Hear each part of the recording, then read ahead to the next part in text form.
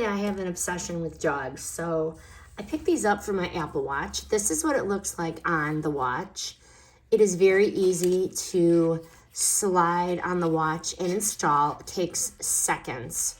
I love the fun patterns, too cute to pass up. Black and white, and then this is the multi-color. The reason why I keep going to this brand is because you can easily adjust this. So let's just say you want it a little tighter, you just pull it, you just slip this thing on in the morning, and you are good to go. I can't stand when you have to fuss with getting it on. It just makes me crazy in the morning. This is like a little bracelet. Slides easy, stays in place all day long. No buckles, no fuss, just a soft elastic that adjusts perfectly. The prints are so fun and stylish without looking childish. I am a grown woman and I don't want anything childish, but I like to have fun.